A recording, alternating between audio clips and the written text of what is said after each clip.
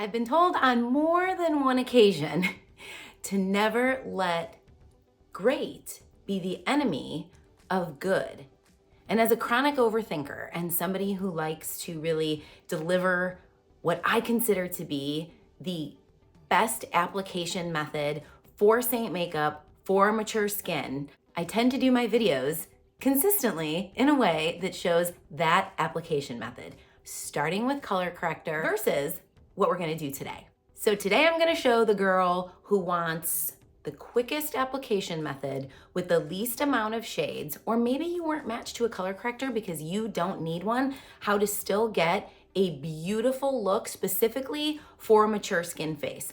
Online, you see a lot of people dotting or striping the one compact makeup to show how this can be done essentially in one layer. And it looks a little something like this. So on this side of my face today, I've drawn it on here for you. What I think the benefit to that is it's going to show you the placement of your colors. On this side of my face, I'm gonna show you a very traditional Seint application that doesn't include color corrector, but I am going to apply it in a way that I think is more advantageous for the mature skin face. The reason for this video is that somebody told me, you're overcomplicating it. I use my color corrector only when I want like a really glam look. So you need to show the ladies how easy this can be without color corrector. So that's what we're gonna do today. The reason that I typically show color correction in my videos is because I have a lot of redness in my skin, I have acne scarring, I have dark under eyes. I have what I would consider mature and imperfect skin. And when I first started using this makeup, I was like, oh, that is really good. And then I came across a video that talked about longevity and being able to get better wear with less product. And I was like, oh, well, I want that. And that is the magic of color correction. So if you've been around my page, you've seen my videos. If not, go ahead and scroll through. There are tons of videos on color correction. And while I still think that that is the best method of application for somebody who wants the longest wear time and has imperfect skin, this video is gonna show you an alternative and maybe easier way to apply your makeup on a day where less is really more for you. And let's face it, if you're anything like me, you don't wear your makeup the same every day. So I wanna be sure that I'm showing you all of the different ways that you can use your cream makeup. So let's jump in. So our first step, I recommend that anybody that has mature skin, go ahead and start with the Plush Prep Mist. This is not a traditional primer. This is a mist that has hyaluronic acid and skincare ingredients that's going to help keep the skin hydrated. It has hyaluronic acid in it, so it's going to plump the skin. This is a really great base for starting your makeup. Now, let's grab our palette here and I'm going to show you. On this side of my face, I marked off the areas you would traditionally see on your color match. We have our contour, and I'll explain exact placement for mature skin when we apply it, and a contour under the chin. Then this lighter shade here is our brightening shade, which is meant to bring the eyes forward and brighten the center of our face. Right here, and here, and here, I have my main shade, which is just considered to be like your foundation. These dots right here are bronzer, meant to warm the skin. Then we have our lip and cheek right here and on this half of my lips. And I didn't draw on any of the illuminator. It would essentially be right here, but it would muddy everything up. So I'm gonna show you that at the end. So we are gonna start our application with our main highlight shade, which is traditionally known as your foundation shade. I'm gonna use what I consider to be the most favorable brushes for mature skin because blending is incredibly important. So first things first, let's take the small end of our blush and bronzer brush, tap on some product, and now I am going to put this all over the face in this buffing motion. So this is a small circular motion. And instead of doing one layer or striping it on the face like you see over here, I just don't find that to be the best coverage or the best look for someone with mature skin. And while this is easy for placement, it is not easy for blending. So go ahead and just tap on, tap, tap, buff on. This is gonna work it onto that top layer of the skin, into any nooks and crannies that we might have. And we're gonna start to diffuse any of that discoloration that you see. I'm gonna do the same thing here on my forehead, because this is where I would traditionally put foundation. I tried to get the hair, I tried to get my hair out of the way here, but your girl has a lot of hair. Okay. Step one, buff that on. Now, step two is So I'm gonna put a little bit more on the brush and I'm gonna press anywhere that I kind of want a little bit more coverage. Now that I've buffed on a light layer, I'm gonna go ahead and press on specifically where I see some of that discoloration, just to build that up. Now, the area that I've avoided is under the eye. With this method, I think it works so well to use either the small end of the detail brush or your finger. The beauty of using your finger is it's going to really thin out and diffuse the product, and less is more. When it comes to areas of high texture or mature skin, less really is more. I have some redness under my nose. And the other beauty of this is that my finger is gonna warm the product up onto my face, and it's almost going to start to like melt everything together. So that is going to be our application of our main highlight shade, also known as foundation. Our next step is gonna be to go into contour. For contouring, I always recommend the detail brush. It just really simplifies the application, and I find it to be very user-friendly. So I'm gonna hold my palette, and I'm actually gonna put my brush on an angle so that I'm getting contour on half the brush. Now, for a mature face, where do you wanna contour? You wanna start at the top of your ear, you're gonna feel your cheekbone, and we're gonna stop at the outside of the eye. Start back by the ear and go ahead and stamp. The reason that I like to put my main highlight shade all over and not kind of draw it on the face, but I like to thinly layer, is because this is an area of discoloration for me. So before I go in with contour, I really like to try and neutralize things a little bit with my main highlight shade. Now, all I'm doing is stamping right on that cheekbone, stopping at the outer corner of the eye. Now we have our contour line, which is going to help lift the face. We're going to flick that up to diffuse it. If you press too hard or you diffuse it too much, you're going to completely remove it from the face. I oftentimes hear people say, my contour is disappearing. It's usually one of two issues. You're either blending it like you see a lot of folks do online and you blend it away, or you have a lot of discoloration under there and you would benefit from a color corrector. Again, color correction helps with longevity. So we tap, and then we flick up, and now we have a diffused, natural looking contour line. I'm gonna go back into the palette, tap, tap, tap. I wanna pick up product without going like this, because then it'll be chunky on here. So now let's go to the forehead. For a mature forehead, you wanna go along your hairline, but you wanna stop right here. You'll see I didn't put any contour here, and why is that? Contour is meant to sculpt and recede the face. Essentially, it's gonna make your forehead look smaller if you have a large forehead. It's gonna define your cheekbones and your jawline. What we don't wanna do is contour our temple. Why? Because as we age, our temple usually starts to go inward, and contour makes things smaller. We actually wanna pop that out. We want that to like reinflate on the side of the face. So we want to avoid that area.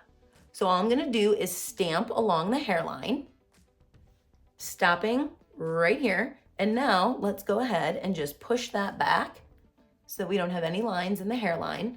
But remember, we stamped it on, and now let's not overblend it. Push it up into the hairline. If you have a small forehead, you can leave it just like that. I would just tap the edge to make sure that this is diffused. If you have a larger forehead like I do, you may want to add just a little bit out here. So I'm talking like peaks of the brow. And what that's gonna do is just make that look a little bit more pulled back.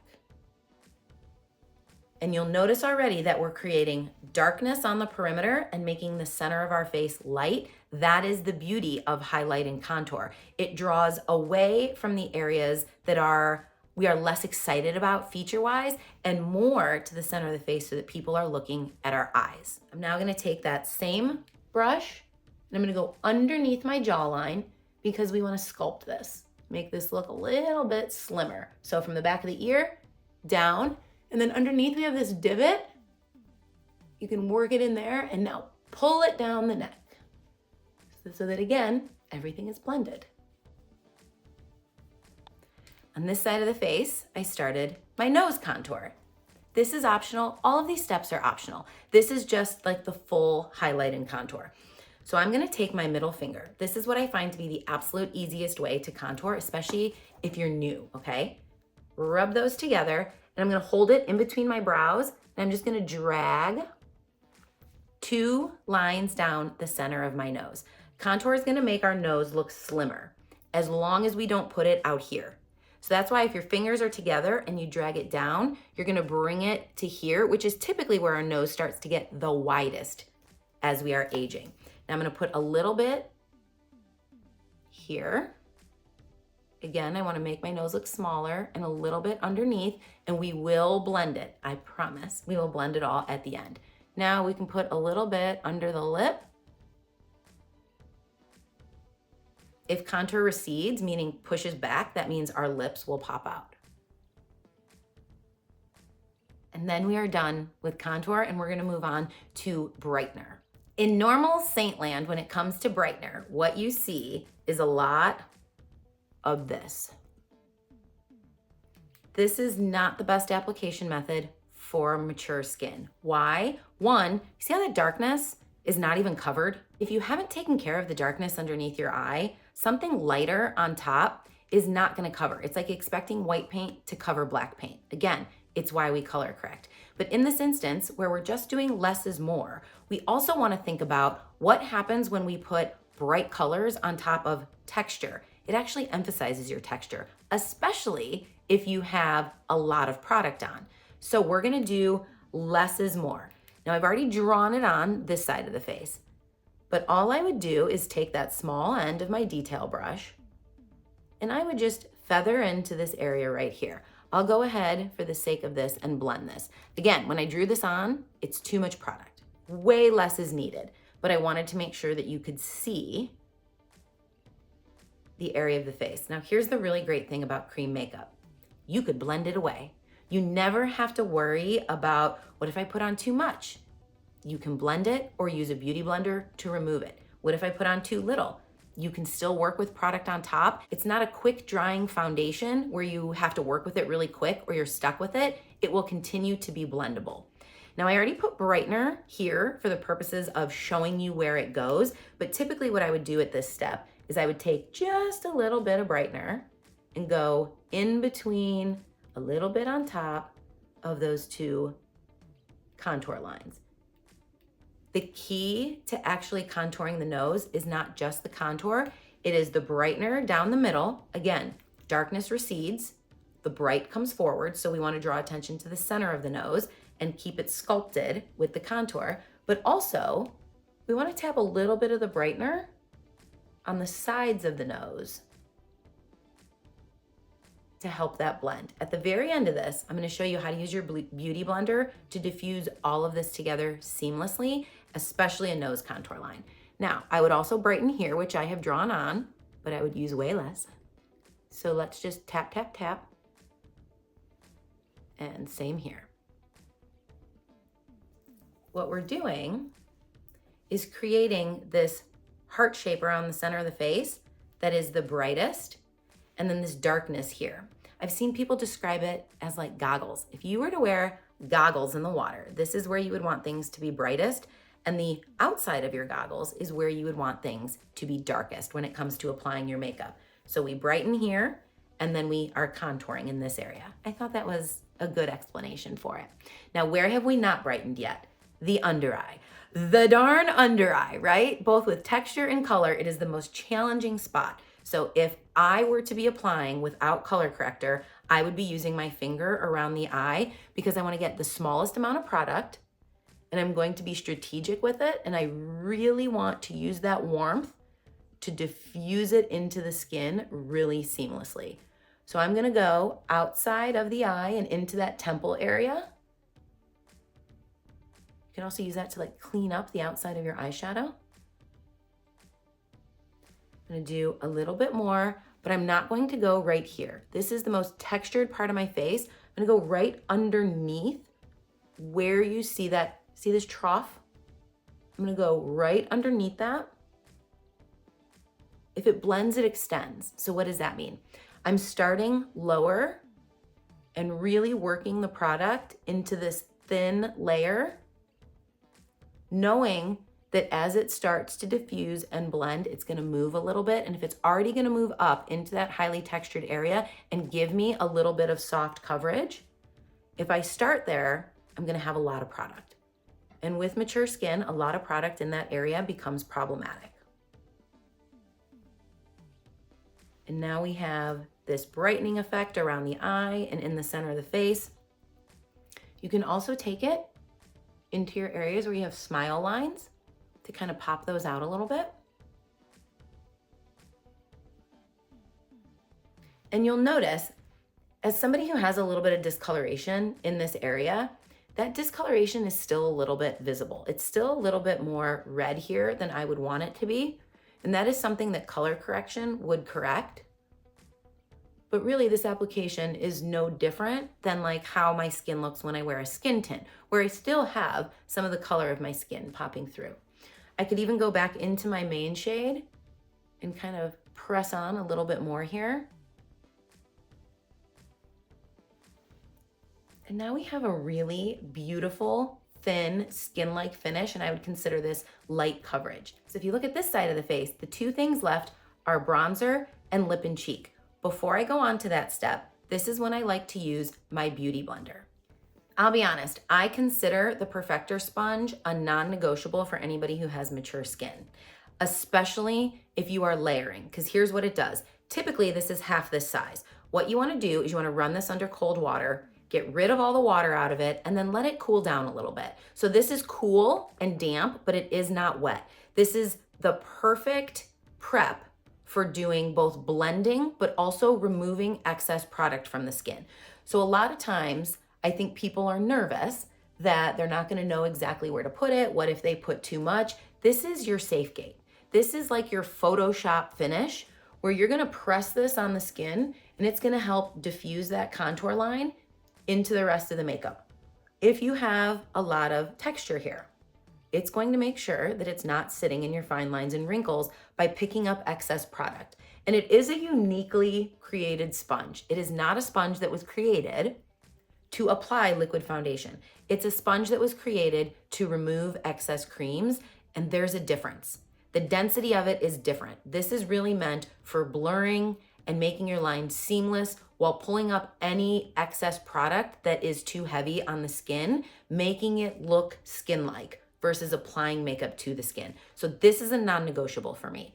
Whether I'm using color corrector or not, I love my makeup so much more when I use this. And the reason that I use it before bronzer and before lip and cheek is because bronzer and lip and cheek are both formulations that are not meant to provide coverage. Your brightener, your main highlight shade, your contour, and a color corrector, if you have one, are all coverage products. So we wanna remove any excess from that before we start bronzer, illuminator, or lip and cheek, which are so sheer to begin with, that if you do this afterwards, you're really gonna blend away a lot of that product. The good thing is, if you get too heavy-handed with those, you can certainly pounce this over top, but since they are sheer, we don't necessarily want to do that at the end. We wanna leave that as an option. So remove your excess now, and then we can go in with these final steps. I personally like to apply my bronzer before my lip and cheek because I just feel like I have a more seamless blend that way. So I'm gonna take the small end of the blush and bronzer and I'm gonna mimic where you see here, because this is where the sun would naturally give us kind of a sunburn. The purpose of contour is it's ashy. It's meant to provide natural shadowing to the skin and make things recede, make things look more sculpted. Bronzer is sheer, right? It's not coverage like contour. And you'll see this is a more ashy, more fully saturated product, whereby pressing this here, this is meant to add warmth, and warmth brings life to the skin. They are different. They go in different places. They do different things. They are both lovely, but they are not replacements for one another. And I just press mine right along the top of my contour line to make sure we're really blending everything very seamlessly. And you can even use your bigger end for the purposes of your bronzer if you like a more diffused look. Either end will do. But I really like to press more than I like swirl after that first step because I just don't want to move everything underneath. When you're talking about mature skin and wanting coverage, you don't want to move your product underneath. You really want things to stay in place. Now, here is a trick. If your face at this stage is darker than your neck, use a little bit of bronzer down your neck to deepen that up a little bit so that everything matches really nice. Let's say it's the opposite. At this stage, your neck is light and you want to lighten up the face instead of adding bronzer to the neck.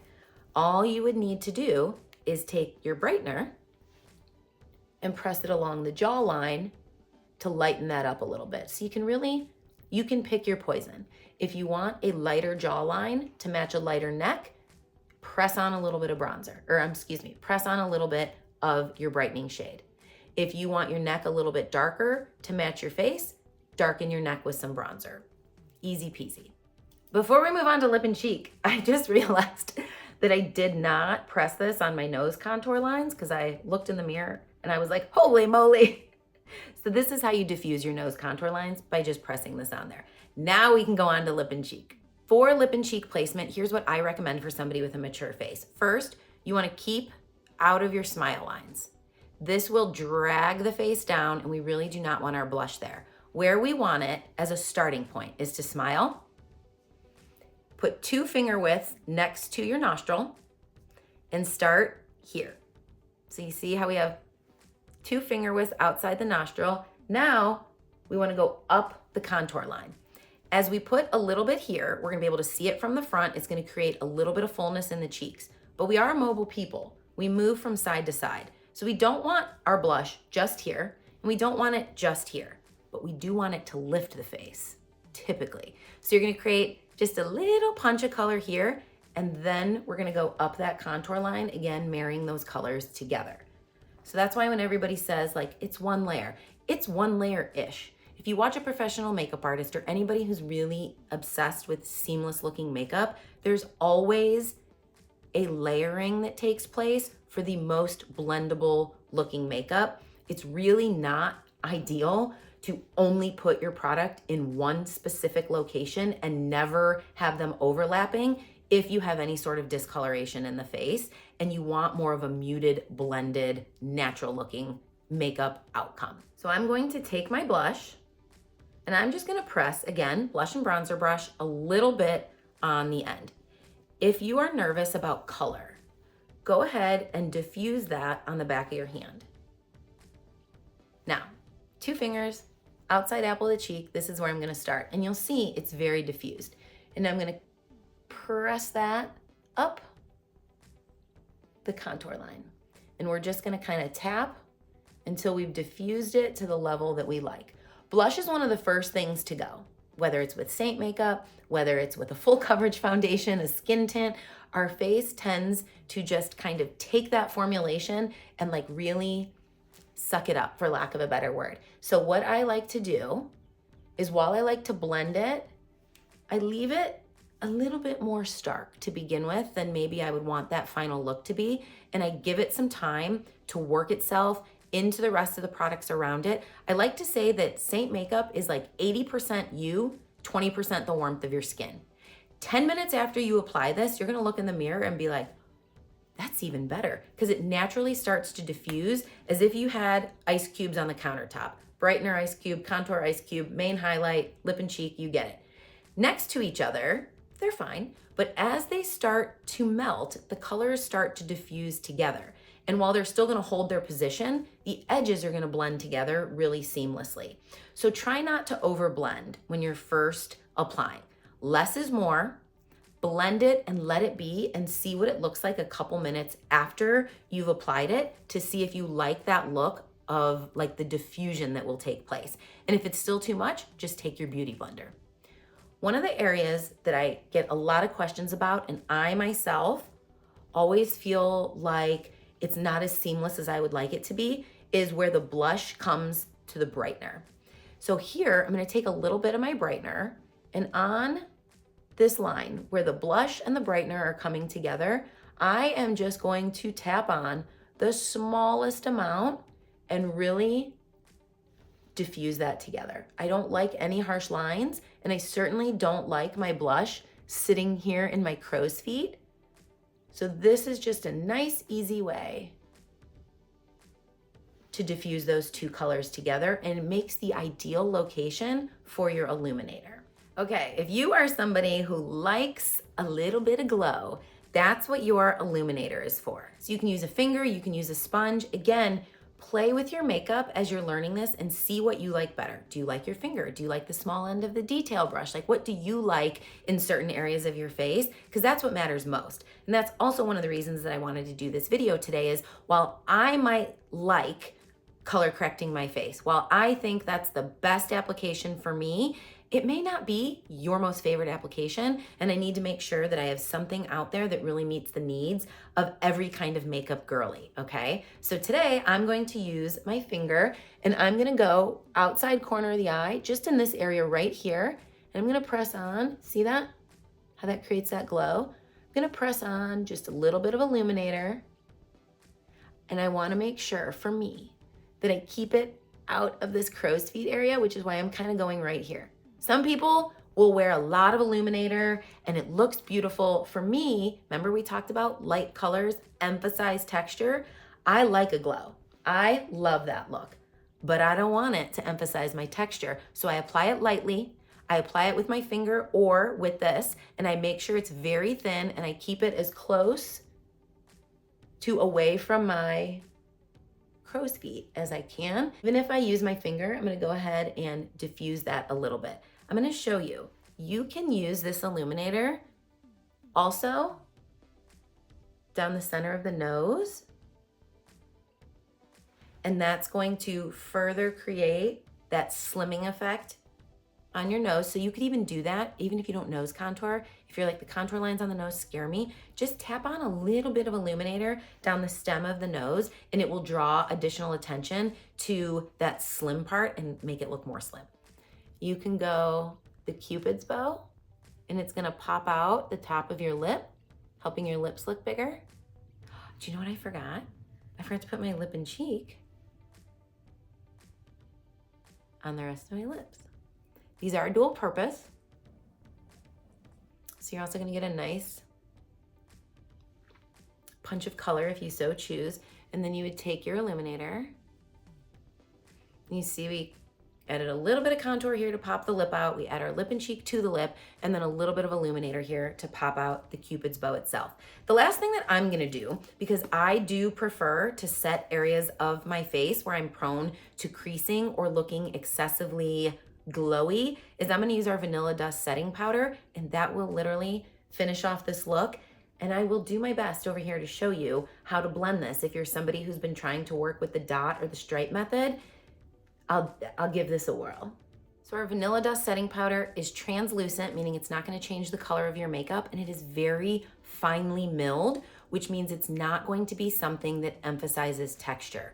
Is it the strongest setting powder on the market? It is not. It is not like a baked powder. It is really meant just to blur and set areas where we have either too much glow, but we don't want our face to look completely matte. We still want it to look hydrated. That's what this product is really good for. So anywhere that I have a lot of fine lines and wrinkles, which is around my eye, and then on my marionette line, I want you to see I'm just doing one press and distributing that. You can always add more. It's harder to take away. Pretty impossible to take away setting powder. This is where I have larger pores. So if I reduce the glow in areas of larger pores, then they won't be emphasized. And now I'm gonna go a little bit right here because that's where I'm prone to getting a little bit oily looking. So that is it, you guys. As somebody with mature skin, a lot of discoloration in their skin, a lot of scarring, fine lines, and wrinkles, if I wanted the most minimal makeup routine, or I've color matched you and you are not somebody who needs a color corrector, this is the application method that I would use to get natural, light finish, still get pretty coverage, still have glowing skin, and have that beautiful highlight and contour effect. If you're somebody who's looking for more coverage, or you're struggling with things like my makeup is breaking up, I feel like I'm using a lot of product, it doesn't last all day, you wanna go watch one of my videos on color correction, and I can certainly help you if that is needed. At the beginning of this video, I told you that I would show you how to blend this at the end, so we're gonna give that a go. But here's the thing, it is not an easy blend. That's why this is not one of my favorite methods. I feel like it often looks muddy and my coverage suffers from it, but we're gonna do what we said we were gonna do. And I'm gonna actually use the setting spray to create a little bit of moisture here to make this more blendable. It is definitely more blendable if you put a setting spray on afterwards, just so that it's a little bit more emollient. Now with this method, I recommend you go lightest to darkest to keep your brush the cleanest, but also to avoid really muddying your colors together. And the key is to press.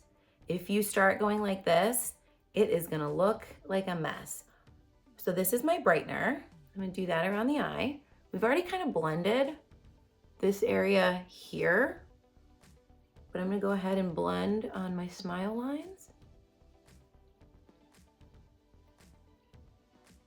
You can just see the difference already. Now I'm gonna flip this over. This is my main highlight shade. Let's go ahead and kind of diffuse that together. That will help because this looks not the greatest. A little bit right here. I have a little bit here. Now our next lightest is gonna be our bronzer. Do you see, you gotta do a little more work. And the more you press and tap, the more it diffuses away. Now, let's just go in because that's kind of what's left.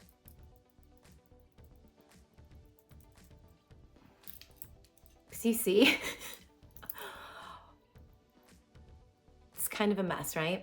That's why this is not my most favorable method. And see how patchy this is gonna look here? This would have been easier with a different blush shade, for sure. Let's see. Grab my beauty blender. Start to, what we might need to do. There's a reason why I don't like this method. This is a little bit of my main highlight shade that I'm pressing on top just to diffuse that color, to make it more blendable. Okay, there we go. This is the 3D brush. This is the brush that people typically show this with. See, we kind of still have that line. If you're gonna do this method, you do wanna be quick. The longer the makeup sits on the face, the harder it's gonna be to blend. So there we go. It's not awful, right? I don't think it looks as seamless as this side. We look a little muddy, especially in this area. And quite frankly, that is my area of main concern along with my under eye. Do you see how we have a little bit more of this drugged down look here too? So listen, different things for different people work. There is no bad method. There is no good method. But as I stated before, I do think there are better methods for certain skin concerns, and that's primarily where I focused my channel. But today's video was here to show you some different options and really to educate you on how you can use this makeup in a multitude of ways, but how you can go from really a light, natural finish that might look more like a skin tint where you see some of your skin popping through, but it's still beautiful, to maybe checking out one of my other videos that talks more about color correction, where you're gonna get a little bit more coverage on those areas that are bothersome to you, a little bit more longevity, but it is just a little bit of a different application method. So I hope you guys enjoyed today's video. If you have any questions, be sure to let me know in the comments. As always, I would love it if you like and subscribe. And if you found value, share this with a friend. And as always, I'm thankful you're here. We'll see you next week.